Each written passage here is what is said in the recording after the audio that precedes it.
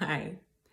I've been watching the recent news about Joe Rogan's podcast and about Spotify and sort of looking at the different responses that people have had and the mass exodus from Spotify and thinking about cancel culture as a whole and my beliefs around cancel culture and what I'm learning as someone in the DEI space who's listening to the voices of others and really being changed by that and being changed by people's willingness to speak openly and to have discussions. And so one thing that I just wanted to speak on is why while I do not at all endorse Joe Rogan's podcast, and I actually think that some of the content is dangerous and highly problematic. At the same time, behind the scenes, we had conversations, me and my business partner, with the Demystifying Diversity Podcast about, should we stay with Spotify and what is our obligation?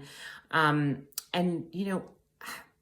I've always been a proponent of not endorsing cancel culture because I think that it is highly problematic, and in fact that it too is dangerous. And it's so easy to look at misinformation and to disengage, right? And as a journalist, I do not endorse misinformation at all, but I also think that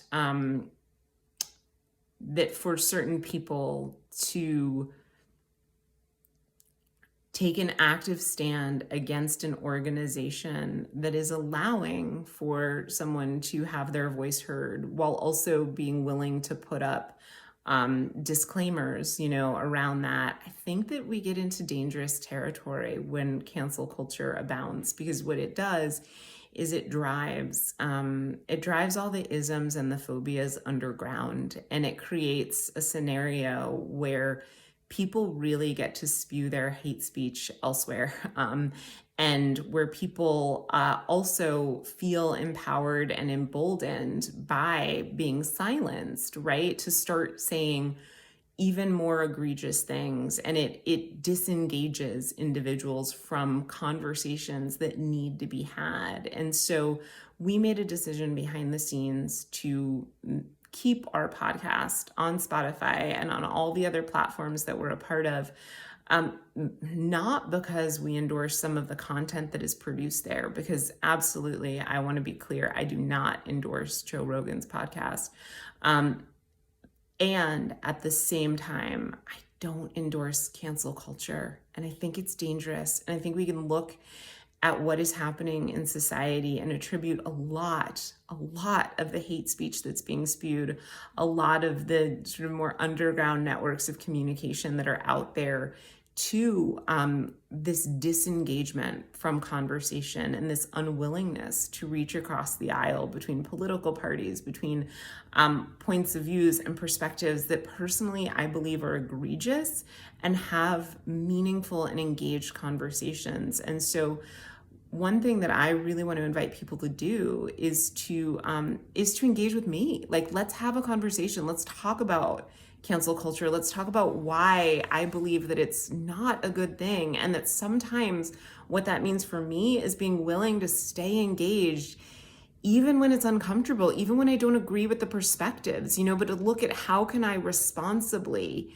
engage with others and allow my content to speak for itself, right? And so as someone who has conversations for a living, I think it gets really sticky and really dangerous when we just shut people down in their entirety, or demand that organizations or corporations shut people down, because we saw some of the effects of that. We are seeing some of the effects of that repeatedly, now more than ever. And so I would just invite people to really think deeply about where you stand in regards to cancel culture, and where you stand in regard to podcasts or musicians, that part with organizations that aren't canceling certain people. And like, let's think deeply about that. Let's talk about it. Let's engage, because I want to be a person who lives according to my values and who's willing to do the hard things. And I also want to invite space for others to talk about their values and to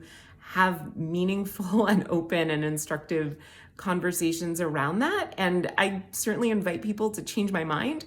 And I also invite people to be open-minded enough to maybe think deeply about like why freedom of speech is a value, and why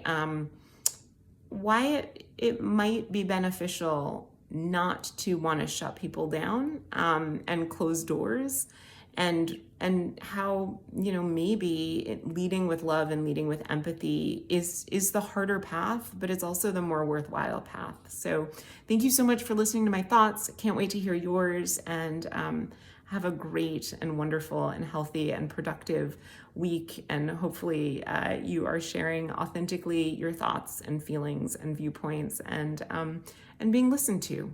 Okay, bye.